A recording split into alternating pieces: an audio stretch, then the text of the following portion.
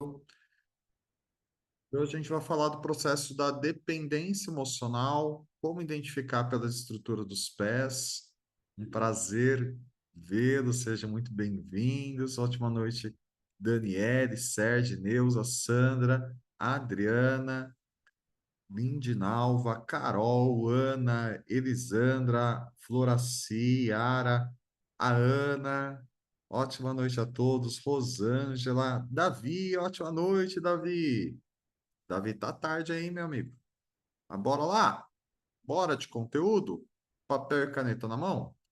Primeiro passo, né? A gente precisa entender da onde vem o processo da dependência emocional, como ele se estrutura, do que especificamente nós estamos falando, tá? Hoje a gente vai analisar processos de reflexterapia quântica pela estrutura dos dedos dos pés. E aí a gente precisa entender também como é o processo para a gente fazer um processo de avaliação pela estrutura dos pés, né? Primeiro, só para você ter em mente, quando a gente fala de avaliação, né, a famosa linguagem dos pés, a gente faz o processo avaliativo pela questão de musculatura, então, tamanho de dedo, articulação, musculatura, a gente vê, sempre leva em conta o processo genético. Como assim genético, Éder? Porque o seu pé provavelmente é parecido com o seu pai, da sua mãe ou de algum familiar. Então, se o seu pé é parecido com o de algum familiar, então isso indica que a questão da personalidade, né, ela é parecida. Um terceiro aspecto, tecido, ver se tem calo, frieira, machucado. E o quarto aspecto, coloração. Tudo isso a gente leva em conta, porque é uma sinalização do seu sistema nervoso central, tá? Então, o hálux ou dedão direito tem a ver com a sua relação com figura masculina e com alegria. E aqui é o dedo do desejo e da vontade. Aqui é o dedo da atividade contra lado profissional, dedo do apego e o dedo do medo. Tudo isso no pé direito. Pé esquerdo, a forma como você se relaciona com o feminino e com a tristeza. Aqui é o dedo da afetividade, que envolve sentimentos e emoções. Aqui é o dedo da criatividade, que envolve questão de sonhos, alvos, metas e objetivos. Aqui é o dedo do amor. E aqui é o dedo da sexualidade, otimismo e confiança. Tudo bem? Então vamos lá. Então, no curso, a gente se aprofunda, por exemplo, em cada estrutura do dedo. Por que, Éder? Porque, por exemplo, para eu te explicar como tratar uma pessoa que tem uma questão com desejo muito aflorado, é uma pessoa que tem predisposição para vícios e compulsões. Então, eu acabei me especializando em tratar dependentes químicos. Então, essa é a primeira formação que a gente vai ensinar a tratar dependente químico, compulsões. Éder, você trata dependente químico há muitos anos, me especializei nisso, tá? Então, vai ser a primeira formação que a gente vai ensinar, passo a passo, para tratar dependente químico, compulsão alimentar, compulsão por pornografia, masturbação. Tem todo um processo aí e um conteúdo muito rico que vai ajudar você dentro do processo. Bora mais um passo? Então, elaborei um processo. Se você tiver pergunta, anota por enquanto. Eu vou abrir a parte de perguntas, tá? Sua pergunta é muito importante para nós. Separa ela aí e bora mais um passo, ok? Ótima e fantástica noite, sejam todos muito bem-vindos. Vamos lá. Primeiro passo, deixa eu arrumar minha câmera, a gente está fazendo uma dupla transmissão, tanto pelo Zoom como pelo Instagram. Pronto. Às vezes a câmera do Zoom ela desfoca. Vamos lá. Primeiro a gente precisa saber o que é a dependência emocional. A dependência emocional começa a ser estudada nos Estados Unidos com as famílias de pessoas que tinham parentes que eram ou dependentes químicos ou pessoas que tinham processo com o uso do álcool. E daí foi se entendendo dentro disso que o processo da dependência emocional, ela impactava não só o familiar que ele era dependente químico, que os membros da família começavam a desenvolver uma dependência, mas essa dependência era emocional. Então, se você quiser anotar, a dependência emocional, ela tem níveis. Então, quando você pega, por exemplo, uma pessoa que tem compulsão de uma forma geral, que é dificuldade com limites com álcool, dificuldade com relação à questão com drogas, compulsão alimentar, compulsão com pornografia. Então a gente usa o termo, tá? Porque isso é uma dependência severa. Éder, por que é uma dependência severa? Porque a pessoa tem dificuldade de elaborar o próprio desejo. Por que, Éder? Porque ela é controlada pelo desejo. Éder, tem como tratar? Óbvio que tem. Então, mas você precisa ter isso em mente. No perfil da dependência emocional, tem outro nível, que é aquela pessoa que ela tem dificuldade de falar não. É aquela pessoa que ela se importa muito com a opinião das pessoas. É aquela pessoa que, quando ela se conecta com uma pessoa que ela é amiga, parece que só ela é amiga. Não existe outra opção. Sabe aquelas pessoas quando se apaixona e parece que se aquela pessoa não existir, o mundo dela acaba. Também é um grau de dependência emocional, ok? Éder, é um grau, claro, é um grau de dependência emocional, que a gente chama de moderado.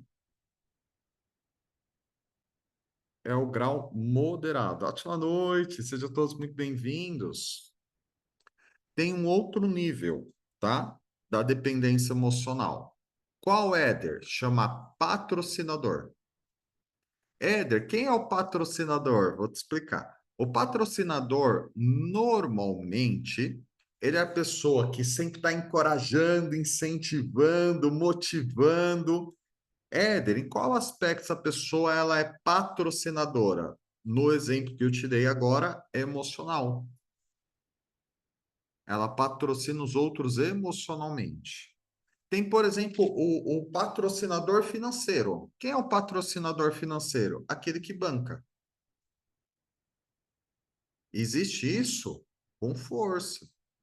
E a gente está vivendo hoje uma realidade, Cris e eu, a gente tem as nossas agendas, né? Mas as nossas agendas são separadas. A gente não conversa sobre sobre os atendimentos, obviamente, os atendimentos eles são algo que a gente preserva de forma individual. Mas a gente estava comentando uma crescente de pessoas que está lá beirando os 30 ou passou dos 30 anos e tem dificuldade de construir a própria vida, de buscar segurança ainda na moradia com os pais.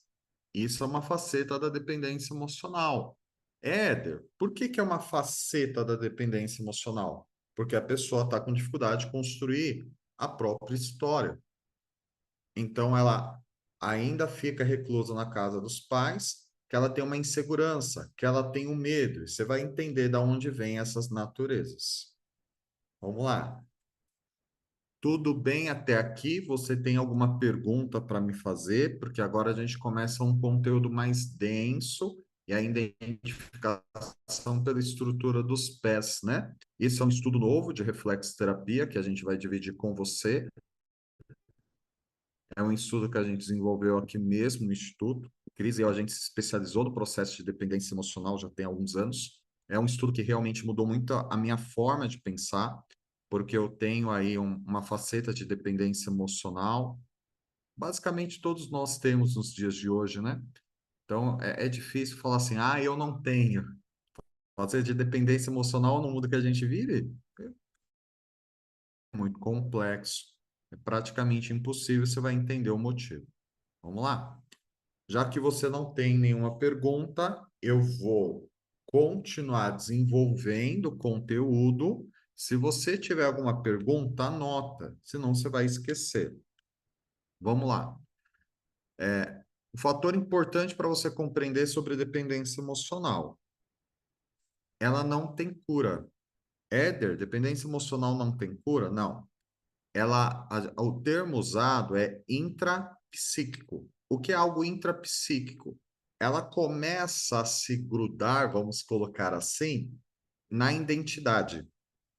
Então, Muitos casos, a dependência emocional se inicia na infância. Vamos falar um pouquinho sobre Freud, né? Freud desenvolve muitos estudos sobre saúde mental. Freud, ele era um médico. Freud, ele diz que quando o bebezinho ele nasce, na formação da sua identidade, ele tem uma relação de simbiose com a mãe. Freud diz algo muito interessante.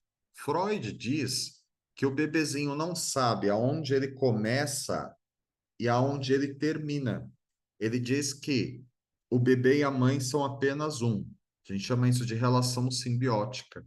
E é muito curioso. Se você vê uma criança nos primeiros anos de vida, ela sempre vai falar assim: Ô mãe, eu posso fazer isso? Ô mãe, eu posso comer aquilo? Não sei. Eu preciso perguntar para minha mãe primeiro. Então, isso evidencia a relação de simbiose. Quer você seja homem ou mulher, quando a gente nasce na relação de simbiose com a mãe, tá? Segundo Freud, todos nós precisamos elaborar o complexo de Édipo. Eu não vou entrar nisso, isso é um assunto denso, mas é um assunto muito interessante que vem da psicanálise, que fala que a gente precisa elaborar o amor entre o nosso pai e entre a nossa mãe, assim como outros conceitos de saúde mental pontua. Mas eu não vou entrar nisso agora no momento. Só que tem um momento da sua vida ou da minha vida que a gente precisa elaborar ou colocar fim à relação simbiótica. Porque observe, tem uma ilustração, uma metáfora que eu gosto muito, que imagine que uma criança de desenho, que pode ser seu filho, seu sobrinho, pode ser uma criança que você gosta muito, ela desenha você, e é bem aqueles desenhos infantis, um palitinho, um redondinho que é a cabeça, os bracinhos, e ela chega para você e fala assim: Olha, eu te desenhei. É uma criança de 3, 4 anos, você vai achar lindo, você vai achar incrível, você vai agradecer, você vai vibrar. Mas se esse mesmo ser humano hoje com 30 anos faz o mesmo desenho e ele te mostra, você não vai achar dessa forma. Éder, por quê? Porque todos nós precisamos passar pelas fases da maturidade, que a gente chama isso de fases de transição ou travessia. Que é uma fase de transição ou travessia. Vou exemplificar. Você está no útero materno, você nasce. Você fez uma travessia, que agora você é um bebê.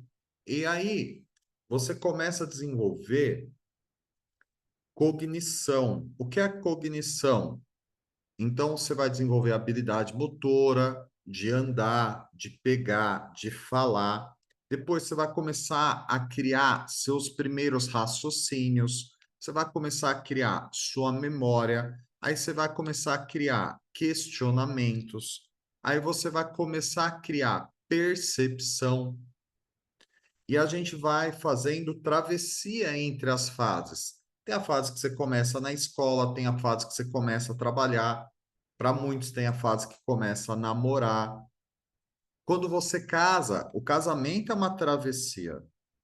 Tudo bem até aqui? Só que o que que chega numa fase? Segundo Freud, lá na infância, a gente chama de primeira infância, que é de 0 a 7 anos. Você teria que encerrar a relação simbiótica com a mãe.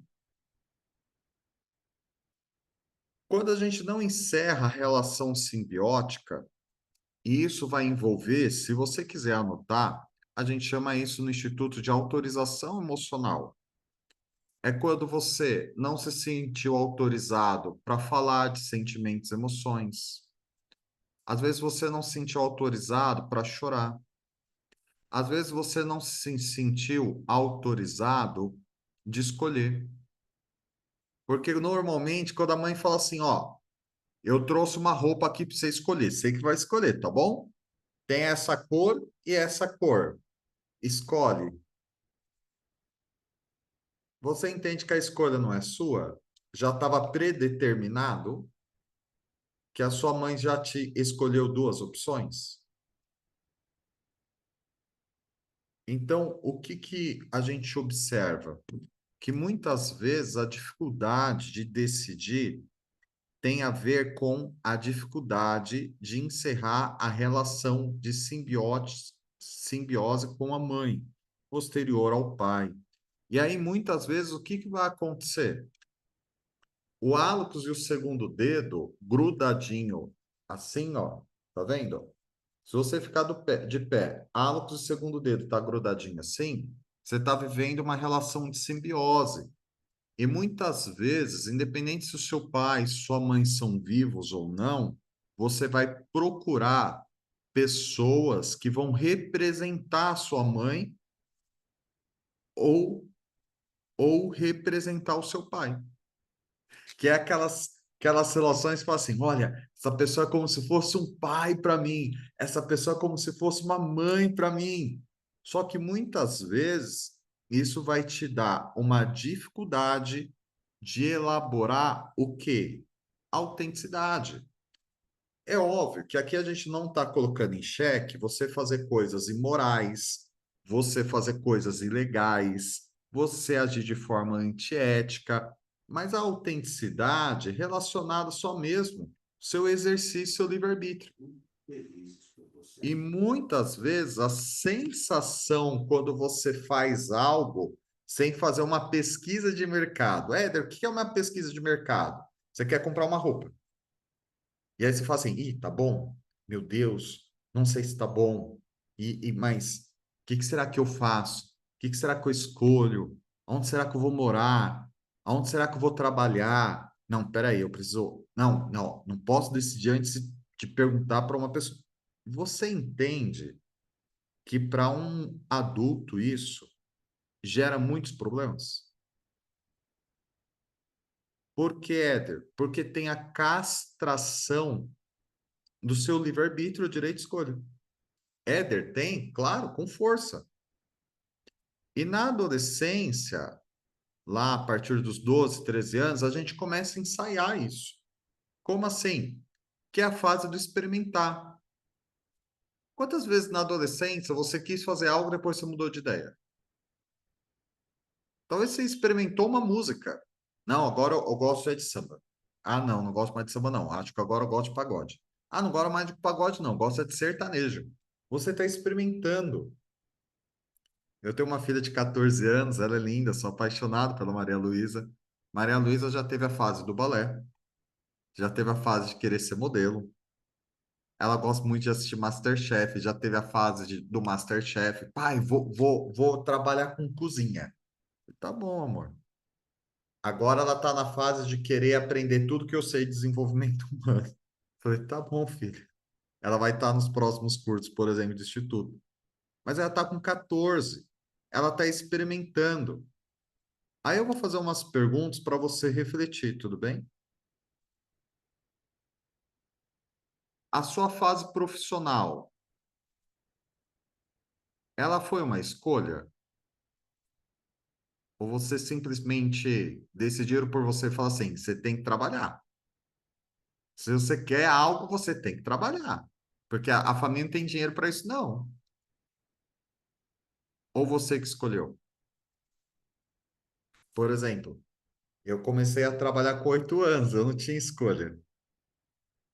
Então eu percebo que isso foi castrado em mim. Você tinha, por exemplo, liberdade se você estava triste de falar que você estava triste? Ou você não tinha escolha? Você sentiu um espaço seguro para chorar? Ou você escutava frases como: engole o choro, vou te dar um tapa nos dentes, vou quebrar todos os seus dentes, para de chorar, que coisa chata. Éder, por que esse tipo de perguntas? Porque isso reverbera depois, na fase adulta, a dificuldade de autonomia. Você podia escolher as roupas que você gostava, dentre cores que você gostava? Talvez você fez um curso profissionalizante, mas você teve a oportunidade de escolher seu curso profissionalizante? Alguém falou para você assim, ó, faz aquele curso que é bom, porque fulano se deu bem, vai e faz. Porque observe, às vezes a gente pega o gosto do outro emprestado, o direito do outro emprestado. Mas é muito comum a gente começar a fazer esse tipo de perguntas e a mente fala assim: Xi, eu acho que eu não escolhi, não. É muito comum. Ou às vezes tomar uma escolha com base na raiva também é comum. Tomar uma decisão com base em medo também é comum. Então, talvez no dia de hoje você vai perceber que muitas vezes seu padrão de tomada de decisão não foi no seu livre-arbítrio. Mas algumas pessoas chegam para mim e falam assim: pô, Éder, eu fiz coisas importantes na minha vida e entendi que não foi a minha escolha. E tá tudo bem. Principalmente se as suas escolhas te deram bons resultados. Você entende?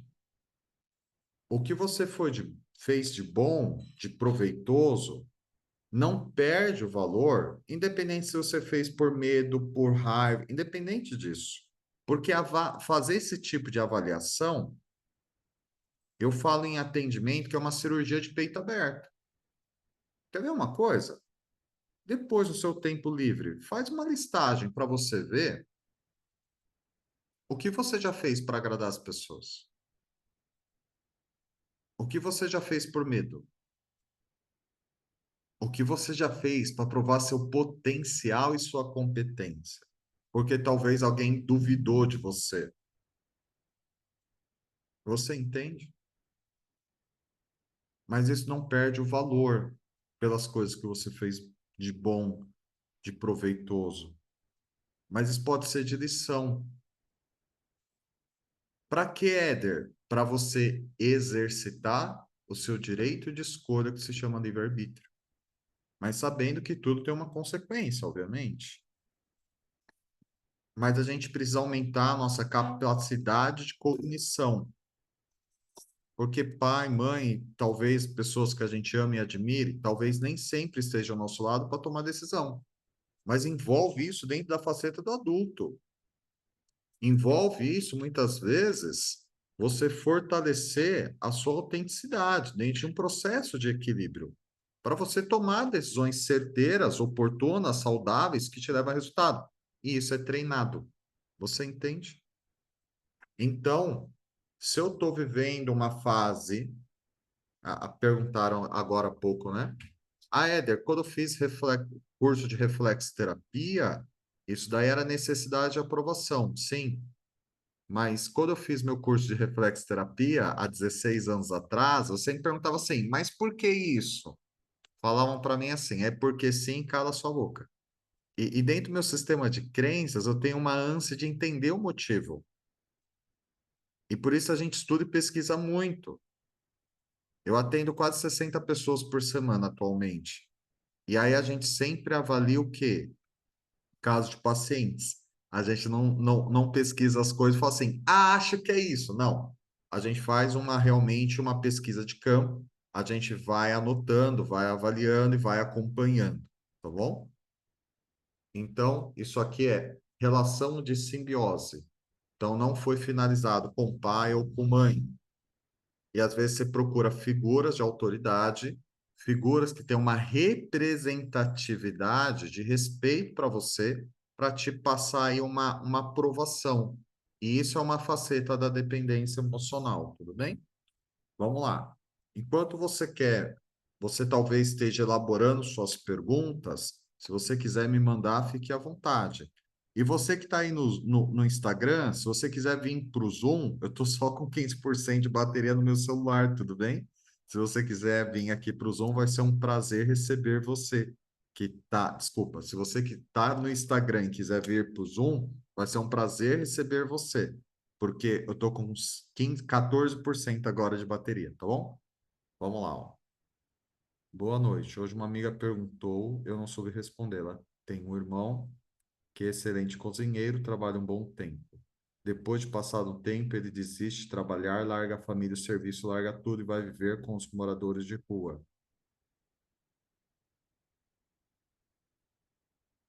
Vamos lá. E começa os vícios de droga e tem recaída. Ela indagou: por que será que isso aconteceu? Por que a pessoa deixa a família que tanto ama para viver na rua e volta aos vícios novamente? Porque o vício, ele é uma doença. Na verdade, ele teve uma recaída. É uma faceta da dependência emocional. Então, a primeira realidade que a pessoa precisa lidar é que esses processos não têm cura. A dependência emocional não tem cura. Então, ela sempre vai ter que conviver com isso. E para ela sempre estar convivendo com isso, ela vai precisar lidar com isso.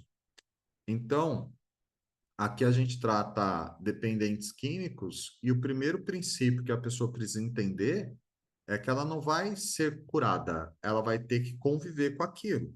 Mas ela vai ter que fazer um processo para não ser engodada, né? O que é engodado? Ser sugado, envolvido pelo seu desejo. Então, a gente chama isso de dinâmica do desejo. O que é a dinâmica do desejo? Eu controlo o meu desejo. Isso é a dinâmica do desejo. Eu não sou enlaçado pelo desejo. Eu consigo administrar o desejo. Tem pessoas que têm isso numa proporção menor, por exemplo, quando vai fazer uma reeducação alimentar. A pessoa fala assim: ah, Éder, eu faço dieta, mas eu não deixo de comer o pãozinho de manhã. Então, ela tem dificuldade com o desejo, mas não numa proporção de um dependente químico. É apenas, obviamente, o exemplo com uma hipérbole, que é um exemplo exagerado, tá? Mas aqui a gente trata dependentes químicos, eu estou num processo, tá? Ah, você tem uma Maria Luísa também? Maria Luísa é a paixão da minha vida.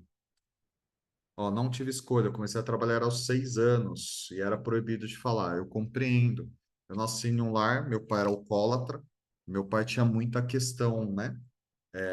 Minha mãe falava assim, quando meu pai chegava: não fala nada, vai pro quarto, senão seu pai briga. Vai pro quarto, vai pro quarto. Então, três filhos homens, e nós três crescemos com dificuldade de se comunicar. Porque a sensação que eu tive durante muitos anos é que se eu falasse, alguém ia brigar. Mas era, a gente chama isso de processo traumático, então tinha uma reencenação, né? Era uma projeção da figura do meu pai para outras figuras, ok? Quando tem os dois dedos juntos, o hálux e o segundo dedo, a pessoa não tem opinião. Não é que não tem opinião. A pessoa tem opinião, mas ela tem dificuldade pela dependência emocional de expressar sua própria opinião. Éder tem um filho que vai fazer 15 anos, quinta. Agora eu escolho a roupa que ele vai sair. Estou cometendo um grande erro. Eu não digo que é um grande erro, né?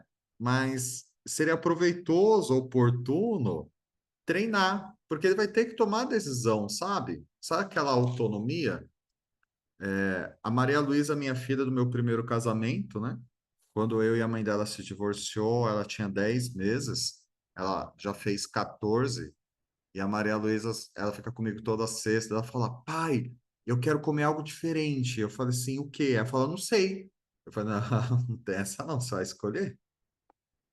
Se você não sabe, a gente vai ficar aqui até você decidir. É o exercício, ela precisa escolher. E aí agora tá mais fácil, mas ela tem uma tendência sem procurar validação. Eu falei, não, passei minha vida inteira fazendo tudo para agradar os outros, para ser amada. Mas observe, ó, eu não vou citar o teu nome porque eu não quero que saia na gravação, porque aqui a gente não expõe as pessoas, né? A gente não trabalha assim. Mas observe, tem algo na sua mente que esse agradar os outros e ser amada tem a ver com uma figura da sua infância. Isso chama projeção. Então, enquanto você não resolver essa química do teu cérebro, dificilmente você sai desse padrão, tá? Mas dá para sair, tá? Vamos lá. Alguma pergunta mais objetiva sobre essa faceta?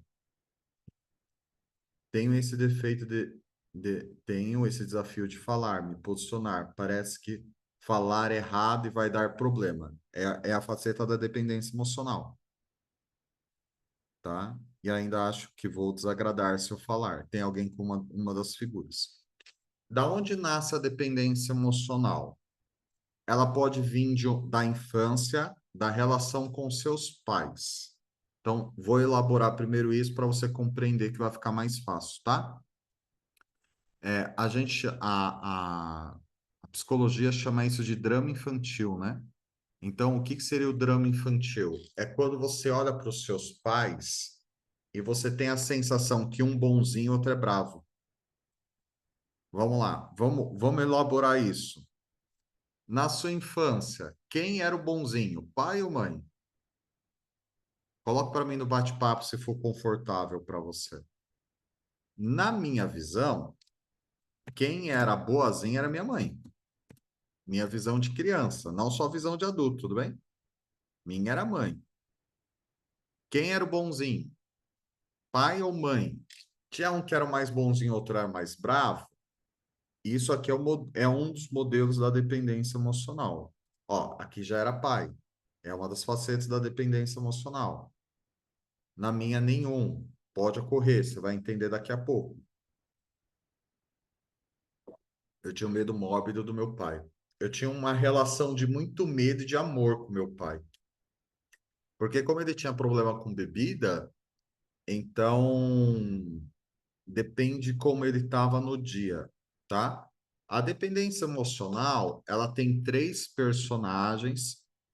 Mãe brava até hoje, com 90 anos. Minha mãe estar presente vai ficar difícil para me dizer. Compreendo, fica tranquilo. Não vamos causar divisão na família. Pelo amor de Jeová, não é esse o objetivo. Meu pai falava da minha mãe, era bravo, mas foi quem me criou. Eu era apaixonada por ele, mas ele era o mais bravo. Então vamos lá, ó.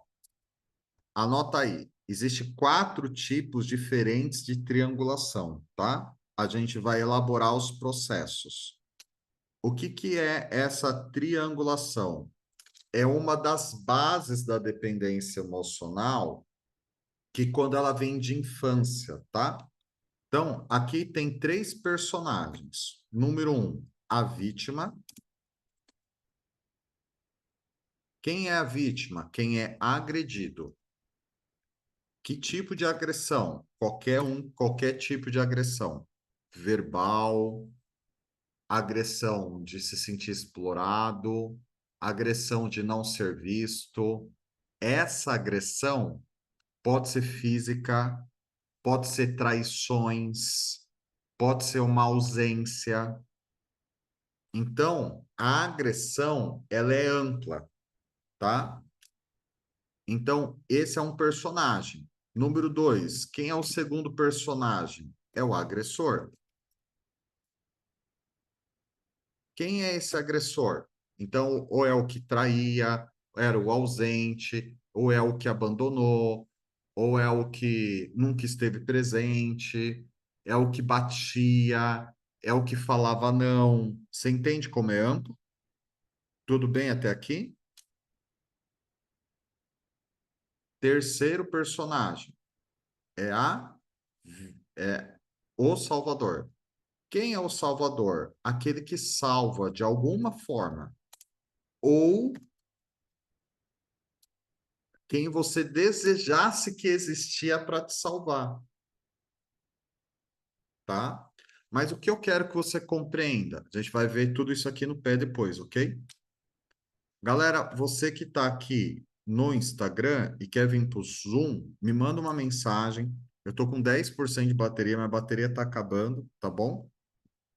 Aqui para o Zoom a gente está gravando, depois a gente vai disponibilizar a gravação. Se você quiser, é só mandar uma mensagem aqui no Instagram, no bate-papo, que a gente manda o link, tá bom? Mas aqui pelo Instagram eu vou ter que finalizar, ok? Vamos lá, bora mais um passo. O que que é importante a gente entender desse modelo? Esse modelo são só de personagens e o personagem altera. Então, o meu pai, eu via ele como agressor e muitas vezes eu sentia que ele agredia minha mãe. Então, minha mãe era vítima. Quem queria salvar minha mãe? Era eu. Só que às vezes meu pai me agredia. Quem eu queria que me salvasse era minha mãe. Você entendeu que os personagens alteraram? E muitas vezes eu desobedecia e eu me sentia o agressor. E minha mãe falava assim: Meu Deus, o que eu fiz? Eu achava que minha mãe era vítima. Eu achava que eu agredia minha mãe. Mas às vezes eu sentia que eu agredia meu pai. Aí eu queria um presente. Eu queria comprar um brinquedo. Eu pedia para minha mãe falava não. Minha mãe era agressora, minha mãe que era brava agora. E o meu pai dava tudo que eu queria. Meu pai era o salvador. Vocês entendem como essa triangulação altera? O nome disso é drama infantil. Vamos para as representações. A vítima é tido como a representatividade da criança. O agressor, ele é representatividade do masculino. Mas, Éder, na minha família, o meu pai era o bonzinho. Tudo bem. Nessa linguagem de desenvolvimento humano, o seu pai tinha uma postura materna, tá? Porque o bonzinho sempre é representatividade da mãe, são personagens. E o agressor sempre é a representatividade do pai. Então, a vítima é representatividade da criança, o salvador representatividade de mãe e o agressor representatividade de pai. Tudo bem até aqui? Talvez você vai se identificar mais sendo um dos personagens. Aonde você vai identificar se você está na postura de Salvador, com a calosidade aqui na região do dedo. Depois você vê nessa partezinha aqui, ó. Aqui é a postura de Salvador. Depois você passa a mão aí para ver se tem uma calosidade, tudo bem? Sabe aquelas pessoas que têm um. Todo mundo olhando o pé agora, né? Vamos, vamos fazer a prova, né? Éder, eu sou salvador, eu tenho vontade de salvar, mas no meu pé não está tão protuberante. Então, isso quer dizer que você entra no personagem do Salvador, mas não é seu principal.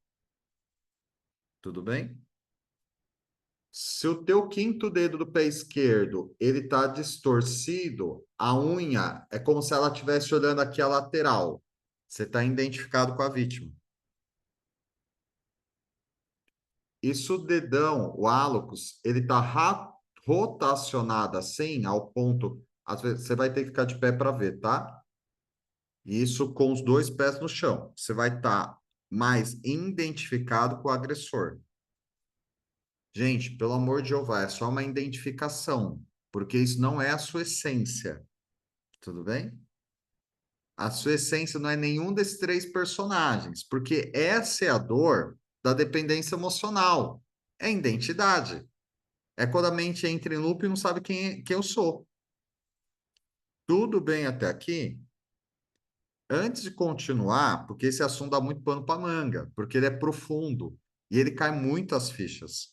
Se você está tendo acesso a esse conteúdo, pela primeira vez, sua mente vai dar um boom, e dá mesmo. Eu lembro a primeira vez que eu tive acesso a esse conteúdo de forma profunda. Éder, tem como tratar? Graças ao bom Deus, estamos aqui para isso, tudo bem?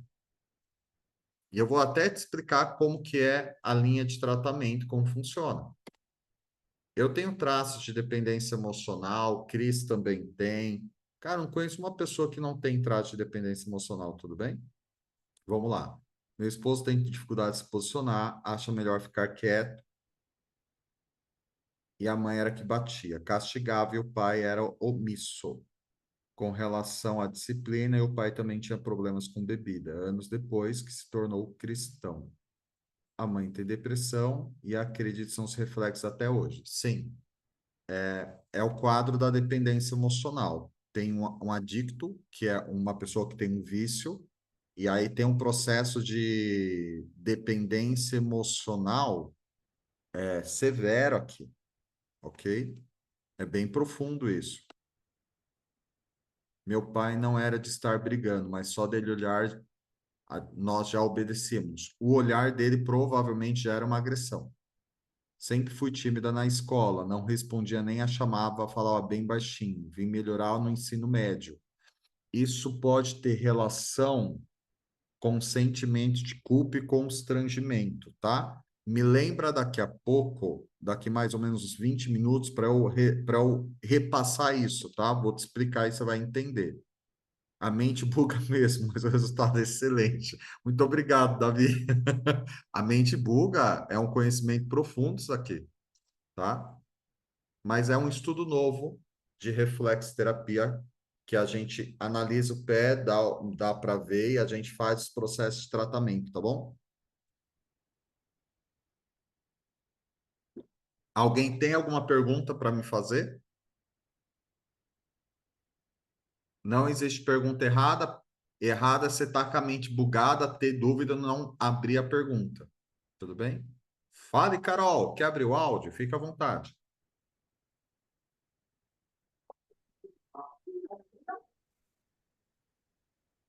Me ouvir? Estou te ouvindo. A minha dúvida é assim: você mencionou que o Wallace e o segundo dedo, quando eles estão juntos, a pessoa tem dificuldade de se posicionar, quando ele é mais separado, brincando. Eu estava no ônibus, por isso que minha cabeça bugou um pouco. Carol, tá dando um pouquinho de eco. Eu vou pedir ou para você falar mais de pertinho com o seu microfone ou você digitar. Está ouvindo agora? Agora melhorou. Cadê eu? Sim, perfeito Ah, agora. tá, que eu tirei o fone aqui. Então, se eu não entendi errado, você mencionou que o hálux e o segundo dedo, quando eles estão juntos, é uma tendência a pessoa não conseguir se posicionar. E separado é porque a pessoa consegue se posicionar. É isso? Então vamos lá. O hálux com o segundo dedo é relação de simbiose com o pai e com a mãe. A pessoa tem dificuldade de elaborar o processo de autonomia, de tomar decisão, de não ficar pegando o desejo emprestado dos outros, tudo bem?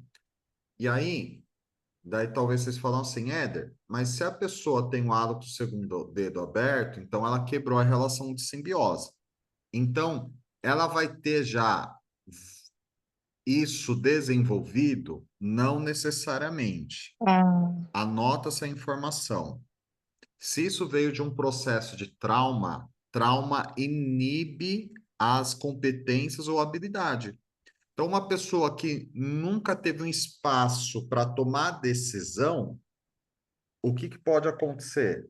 Número um, a mente ficar bugada e ela não sabe para onde vai, mas ela consegue já começar a se posicionar com mãe ou com pai. Segundo, ela pode ir para um extremo, achando que a liberdade agora é ela tomar a decisão que ela nunca tomou, e às vezes a mente vai querer compensar o tempo perdido. E terceiro, ela pode conseguir elaborar a tomada de decisão. Mas vamos supor que ela está agora, ela viveu essa dinâmica durante muitos anos, ela conseguiu elaborar. Só que agora ela está em um lugar novo e ela não está sentindo que ela pertence. E aí, às vezes, o hálux, o segundo dedo, fica separado, mas aqui, o ponto dos brônquios, que tem rejeição, porque ela não sente que ela pertence no ambiente, então ela pode estar se sentindo rejeitado. E aqui, somente no pé esquerdo, é o ponto do coração, que é o ponto da autoestima. Às vezes a gente passa por situações que a autoestima cai. Então é como se a sim, pessoa tivesse uma recaída ao padrão, mas não quer dizer que ela voltou para a simbiose.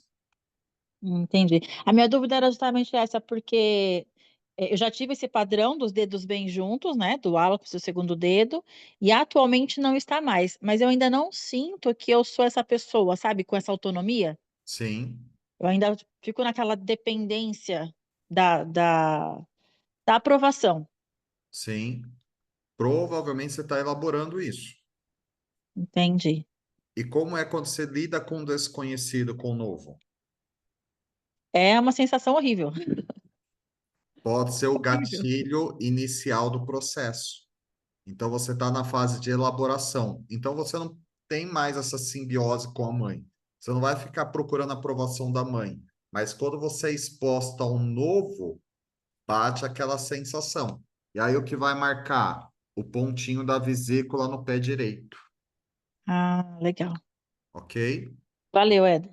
Você merece. E daí você vê se o ponto da vesícula está inchado, ou está marcado, ou está avermelhado. Dificuldade com coisas novas é a vesícula que pega, ok? Certo. Ok. Bastante conteúdo, povo. Vocês estão vendo que desenvolvimento humano não é aperta aqui que resolve. Não é isso. Então, olha as variações de possibilidades. Porque comportamento humano é assim. Éder, meu esposo tem um segundo dedo maior que o dedão. Vou explicar o que ocorre. Ele é uma pessoa difícil de lidar, pode ser relacionado com a dependência emocional? Sim, é característica de dependência emocional. Segundo dedo maior que o dedão é predisposição a compulsões, tá? Isso vem de um processo de alguém da família que tinha essa predisposição e tem a predisposição. Então, por exemplo, o meu pai tinha problema com bebida, então meu pai tinha compulsão. O meu segundo, cara, e é extremamente comum a gente ter predisposição à compulsão, tudo bem? A compulsão é dificuldade de se sentir satisfeito e colocar limites. Então, segundo dedo, você vai precisar ver de pé, maior que o dedão, é predisposição à compulsão. Eu tenho predisposição à compulsão. Eu já tive compulsão por trabalho. Cara, quando eu comecei a namorar a Cris, eu tinha uma compulsão pela Cris. A Cris falava assim, mandava mensagem. Tá perto? Eu tava do outro lado de São Paulo. Fala, tô. E aí eu, não, vou te buscar. Vixe, atravessava São Paulo, desmarcava compromisso, que, cara, eu tinha que buscar a Cris. É, quando a Maria Luísa, minha filha, nasceu, eu me apaixonei pela Maria Luísa. Eu tinha uma compulsão pela Maria Luísa. Cara, eu não podia sair do lado da Maria Luísa. Era um inferno isso. Coitada da Maria Luísa, ainda bem que eu consegui lidar com isso. Eu sei que eu tenho pré. Alguém tem predisposição à compulsão alimentar? Eu tenho predisposição à compulsão alimentar. Então a gente precisa de estratégia para lidar com isso. Eu tenho predisposição à compulsão alimentar, principalmente à noite. Então, o que é a compulsão? Ah lá, Lourdes, você não queria entender aonde via no pé a compulsão? Segundo Freud, a maior força do universo, do ser humano é a pulsão. Então, quando a gente tem dificuldade com limites, é, é a compulsão. Tudo bem? Gente, me dê 30 segundos, bem rapidinho. Bem rapidinho.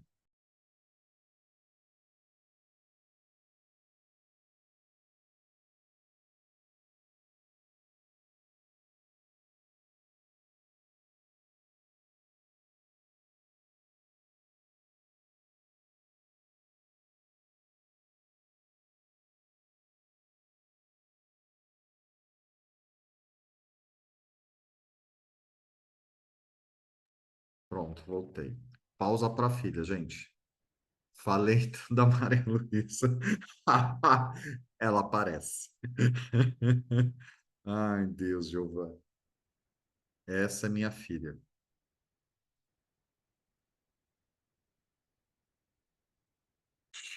Da Bíblia, uma parte curta, mas extremamente proveitosa.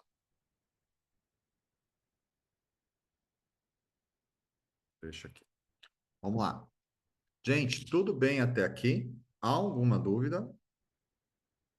Eu acho que dúvidas vocês vão ter várias, né? Mas tudo bem. Meu marido tem dificuldade de escolher profissão. É dificuldade de elaborar a autenticidade.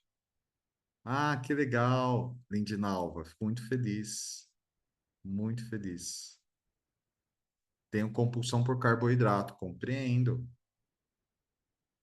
Um pouco de cada coisa. Tenho compulsão por conhecimento, ler lá. Cara, eu já tive compulsão por fazer cursos. Já, já. Muito compulsão. Então, eu aprendi uma coisa. A gente sempre precisa entender quais são as nossas inclinações. Se a gente não sabe quais as nossas inclinações, a gente vai ter problema. É assim que funciona a vida. Então a gente precisa trabalhar com a verdade. Éder, a verdade dói. Eu sei que dói. Eu entender que eu tinha predisposição para compulsão foi completamente desconfortável. A Maria Luísa, ela tem predisposição à compulsão. Ela tá comigo, ela fala assim: pai, compra o lanche? Eu compro o lanche. Daí a gente visita a minha mãe, ela fala: vó, faz pipoca? Eu falo: vai na boa, você acabou de comer. Não, pai, eu quero pipoca. Eu falei: calma aí, você acabou de comer, não precisa, não é fome. E aí a mente tem dificuldade de saber quando é comer por fome, quando é o processo da compulsão. Você entende isso? O cérebro tem dificuldade. Eu tenho um paciente que eu trabalho compulsão nele. Ele fala assim, Éder, eu fico às vezes de frente da geladeira, eu acabei de jantar e eu sei que não é fome. Eu falo para ele, eu compreendo. E não é fome. Então, é complexo, você vai ter que elaborar. Tem gente que vem tratar comigo questão de financeira e o problema da pessoa não é financeiro, é a compulsão. Esse negócio de Shein, Mercado Livre, de compra, a angústia da pessoa, que é isso que é a pulsão dá uma inquietação. Quem já sentiu, por exemplo, que não cabia em si? Isso é a pulsão. Essa força libidinal que Freud diz. Então, a gente precisa de ferramentas para equilibrar a pulsão, para você não dar vazão a uma compulsão. Tudo bem? Mas tem como equilibrar. Você não é escravo do seu desejo. Isso você tem que estar muito claro na sua mente. Éder, eu não sou escravo dos meus desejos? Graças a Deus, não, você não é. Mas você precisa da ferramenta certa. Por exemplo, a dependência emocional pode nascer de um trauma. Pode, pode. Então, a dependência emocional, ela vai tratar, por exemplo, pessoas que têm traços narcísicos. Meu, pelo amor de Jeová, eu não estou chamando ninguém de narcisista. Eu estou falando de traços narcísicos. Quem pode dizer que alguém é narcisista é um diagnóstico psiquiátrico. O que é traços narcísicos? É aquela pessoa que era o centro das atenções na infância e agora, na fase adulta, a dor dela é não ser o centro das atenções. Então, essa pessoa tem muita dificuldade de lidar com uma frustração, com fora, com uma decepção. Como? Como eu, sendo tão bom para minha mamãe, para o meu papai, a pessoa não me olha, não me valoriza? Como eu sou filho de ouro e eu não consigo dar certo na vida? Como aquela pessoa não quer me contratar? Como aquela pessoa. É um absurdo. Isso é justamente a dor do traço narcísico. Sim, Patrícia. É, sim. Compulsão por celular. Gente, compulsão por rede social, compulsão agora pela inteligência artificial. Facetas de compulsão tem diversas, tem inúmeras. Mas o que pessoas que têm traço de dependência emocional sem precisar ficar atento. Éder, por quê? Porque é real, você tem traço de dependência emocional, isso não tem cura, não. Só que o que você precisa entender? A dor da dependência emocional vai te deixar na identidade de sobrevivência. Como está a espiritualidade? Você sobrevive. Como está o casamento? Você sobrevive. Como está o financeiro? Você sobrevive. E quer ver um referencial para você entender se você está no mecanismo da sobrevivência? Chama eixo emocional da dependência emocional. Vou te ensinar.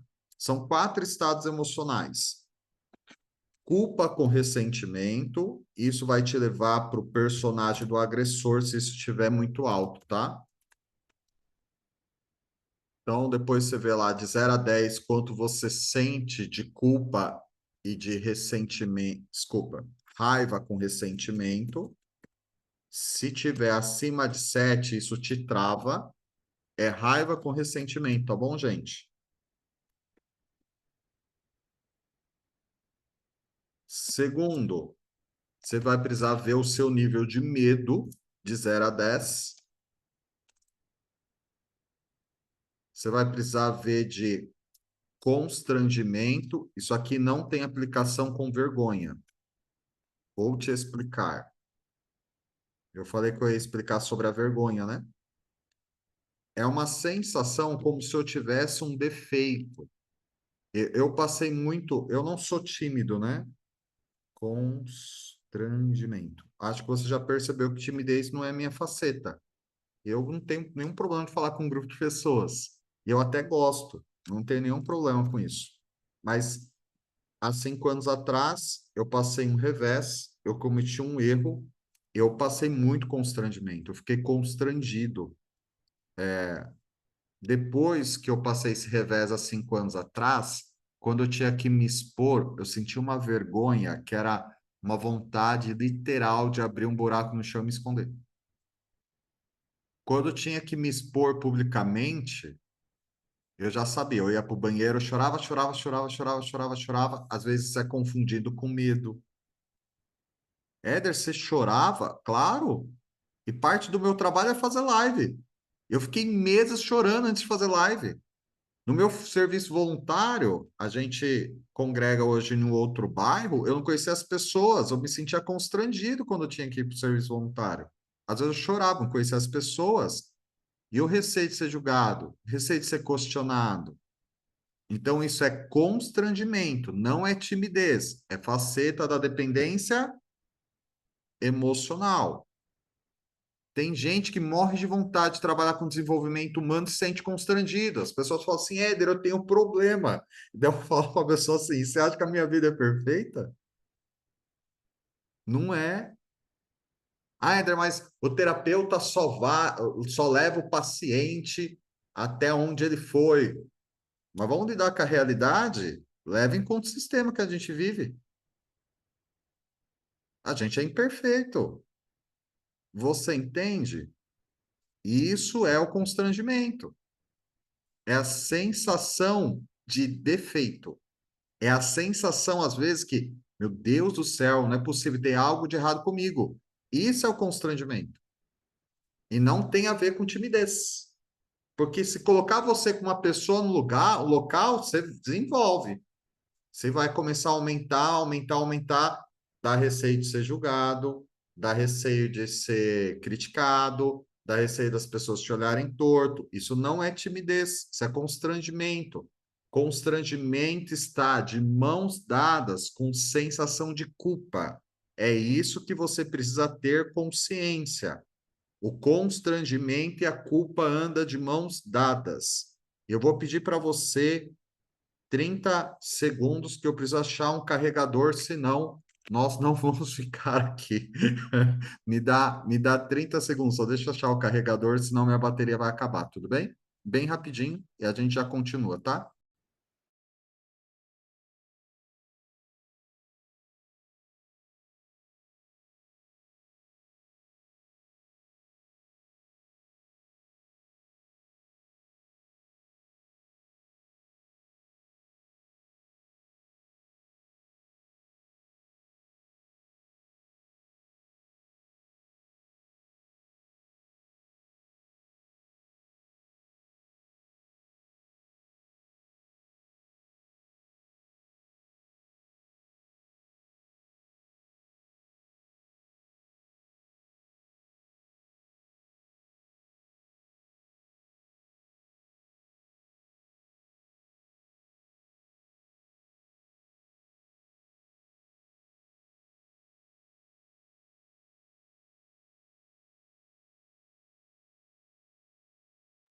Gente, olha como o constrangimento não tem a ver com timidez. Eu nunca tive problema de falar em público, falar com um grupo de pessoas. Mas se antigamente eu tivesse que pedir licença em uma live, em uma aula, para ir buscar um carregador, minha vontade era se enfiar dentro de um buraco, você acredita? Eu falava depois para a Cris, falei, que droga. Ela falou, que foi? Que horrível que foi. Ela falou, mas aonde foi horrível? Eu gostei pra caramba, tava ótimo, tava excelente. Ela falou assim, mas você viu? Eu me ausentei para buscar um carregador. Ela falou assim para mim, e daí? Às vezes eu tinha que me ausentar para ir no banheiro. É vontade de colocar uma sonda, né? Uma fralda. Eu não podia, cara. Você entende que não tem a ver com timidez? Não, Éder, não. E você entende que às vezes você pode estar escravo disso e nem percebe? Pode ser medo. E não é medo, é constrangimento. É profundo isso. Então, a gente já viu aqui raiva com ressentimento, e a raiva com ressentimento pode te levar para a postura do agressor. Então, vamos lá. Cadê o trem aqui? Raiva com ressentimento pode te levar para a postura do agressor. O medo pode te levar para a vítima, ou o medo pode te levar para o salvador. O constrangimento também pode te levar para a vítima e pode te levar para o salvador. E tem também a tristeza. Esse é o eixo emocional da dependência emocional, tá? Esse é o eixo, são as 4 emoções: raiva com ressentimento, medo, constrangimento e tristeza. O que a gente entendeu aqui no Instituto, atendendo muitos casos? Se 3 desse eixo emocional der acima de 7, você trava na vida. Éder, eu travo? Trava. Por quê? Porque a sensação de inapropriação ela é grande. Se dessas 4, 3 estiver acima de 7, você trava. Você vai para o fluxo da dependência emocional.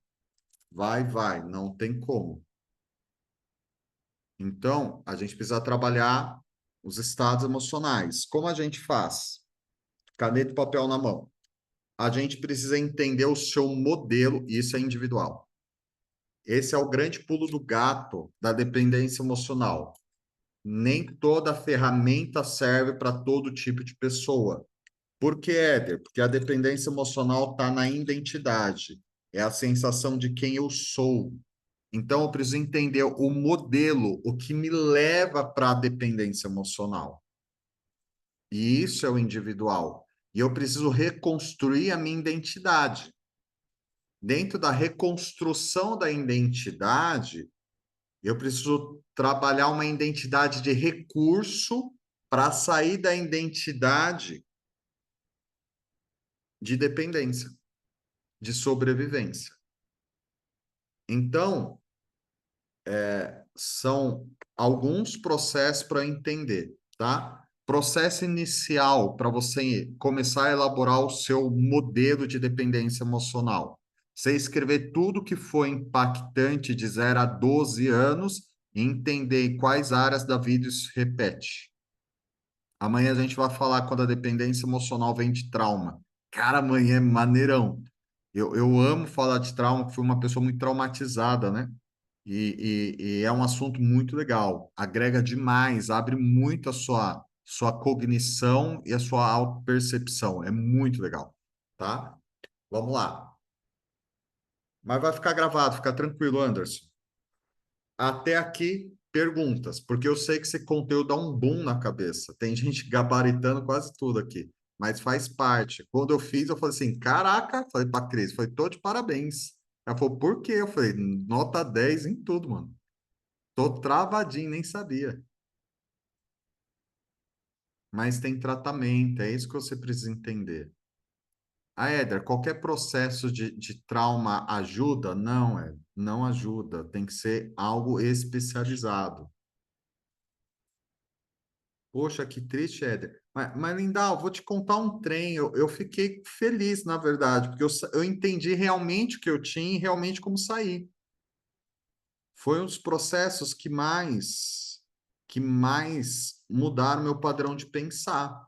Então, na verdade, a gente estava até conversando, eu e a Cris, sobre uma outra questão.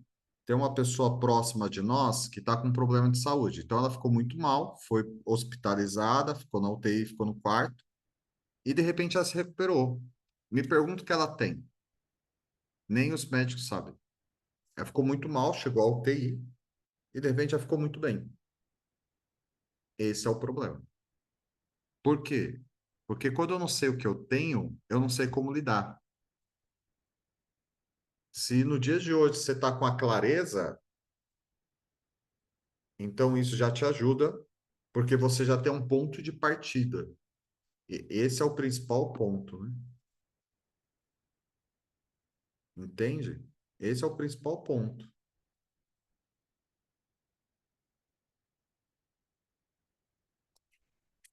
Vamos lá. Depois de você, eu vou te ajudar a você começar a elaborar seu modelo de dependência emocional. Tudo bem? Então, se o seu modelo de dependência emocional vem de infância, as perguntas que eu vou fazer agora vai te dar alguns insights. Então, primeira pergunta.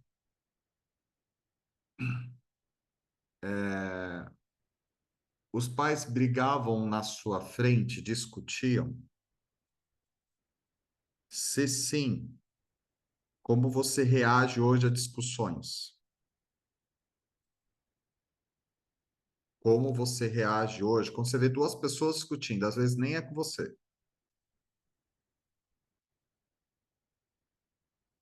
E aonde isso se repete? O processo da dependência emocional sempre vai ter o padrão da repetição. Segundo aspecto,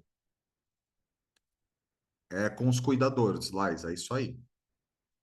Segundo aspecto, como os pais lidavam com, ou os cuidadores lidavam com o dinheiro? O dinheiro unia ou o dinheiro separava? Como assim, Éder? O dinheiro une? Une. A família ia no restaurante, a família ia para uma viagem, a família ia para algo. Então, o dinheiro provia algo. Ou o dinheiro separava?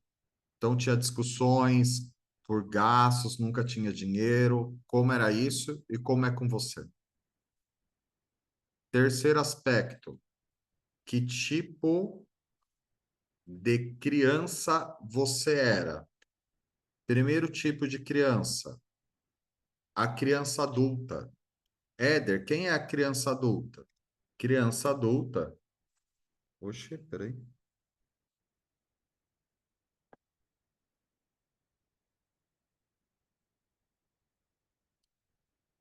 Espera um pouquinho só, gente. Criança adulta,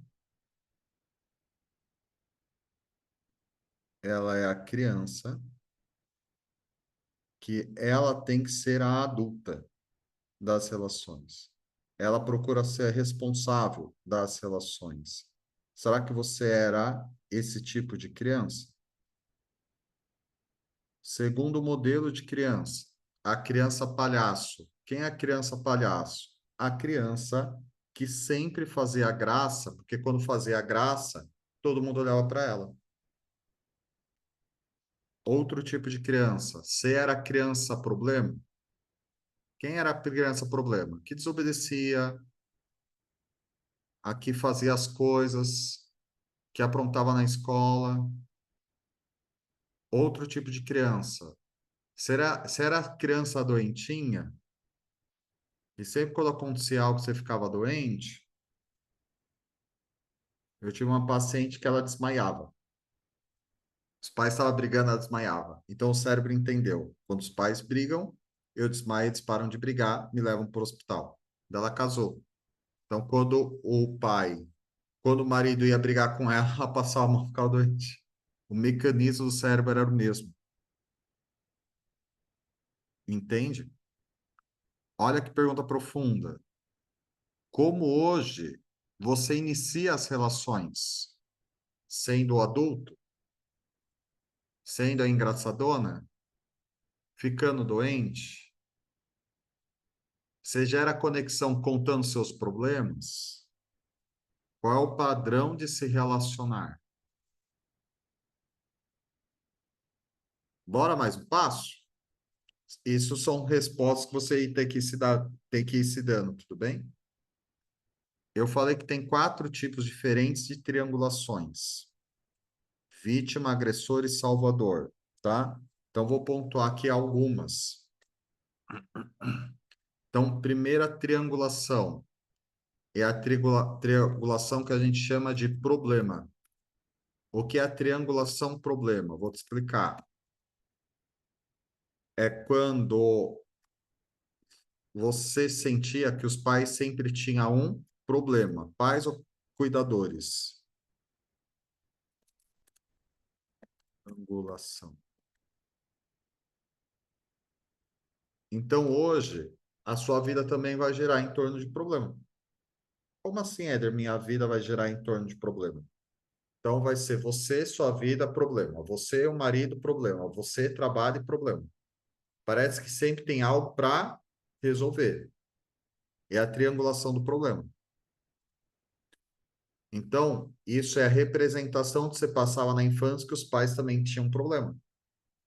Então, você vive no mesmo ritmo, na mesma dinâmica. Segundo tipo de triangulação, a gente chama de triangulação da amante.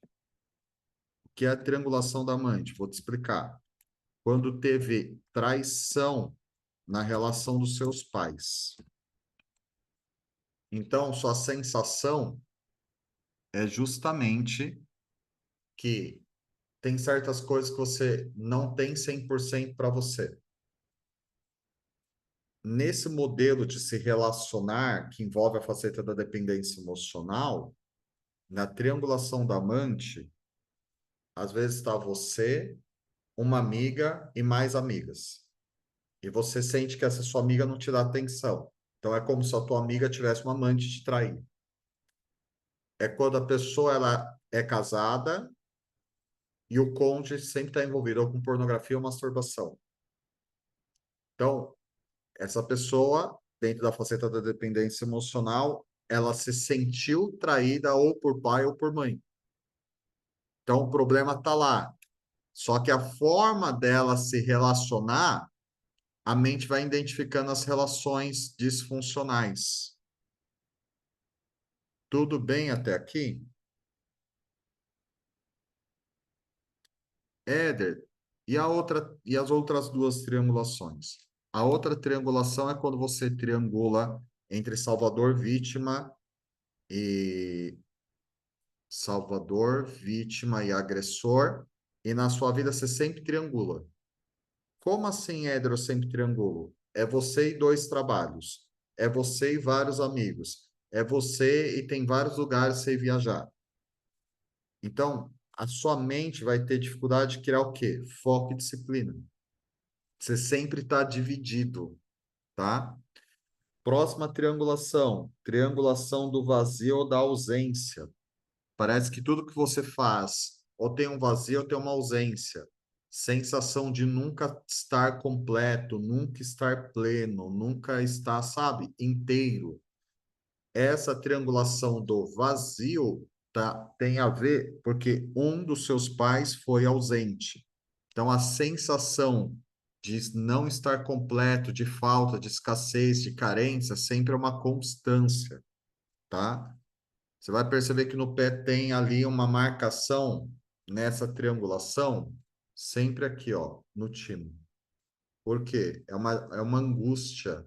Essa região sempre vai estar pontual, tá? Qual é o objetivo dessas perguntas, dessas reflexões? Para você identificar o modelo que você está vivendo hoje. Porque você está vivendo hoje. Será que tem uma compulsão? Será que tem uma triangulação? Será que a forma como você se relaciona ou cria conexões, qual que é a forma?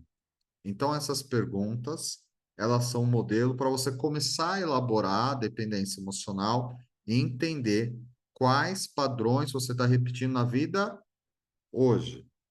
Na nossa formação atual de reflexterapia, a gente vai ensinar outras características no pé e como tratar isso. Inclusive, como eu falei, essa é a primeira turma que a gente vai ensinar a tratar vícios e compulsões e tratar realmente da dependência emocional, né? A turma anterior teve um conteúdo sobre dependência emocional, foi um módulo, mas para essa nova turma a gente vai ensinar mesmo, vocês vão ter acesso a outras coisas. Então, por exemplo, um assunto muito profundo e muito legal é limites, elaboração de limites, o conteúdo incrível. Então, são ferramentas que vai te dar um processo de equilíbrio e também vai te dar muito resultado para você conseguir criar a sua identidade de potência. Édro, o que é potência? É quando as pessoas veem potencial em você. Isso é potência. E o que é poder? Quando você coloca para fora isso. Às vezes as pessoas falam assim, nossa, você tem tanta habilidade, você tem tanto potencial, as pessoas estão vendo sua potência, mas às vezes sua dificuldade é acessar o seu poder. Fechou? Galera, 1h15 de conteúdo. Minha programação era dar 1 hora de conteúdo, mas falar sobre isso não tem como. Falar sobre isso não tem como. Exige bastante, né? Ô, Patrícia, eu fico muito feliz mesmo, porque isso é um conteúdo muito rico. Eu ficaria aqui 3 dias falando com você sobre os assuntos e sobraria assunto ainda, porque realmente é um tema muito legal, abre a mente, dá muito insight, dá muita percepção, beleza? Alguém tem alguma pergunta? Éder, já vai parar por aqui? Já, não tem como. Mas é um conteúdo muito rico, muito rico. Eu tô aqui, minha mente tá, puxa, mas poderia falar sobre isso, sobre isso, sobre isso, sobre isso, sobre isso, sobre isso, sobre isso. Terá algum certificado no final? As nossas formações sempre têm certificado, tá? Ah, vocês já começaram a me mandar mensagem perguntando de valores, tudo bem? Vamos lá. Deixa eu falar sobre valores. A gente vai na próxima formação básica, que é agora dia 12, que com esse curso você já consegue atender, tá?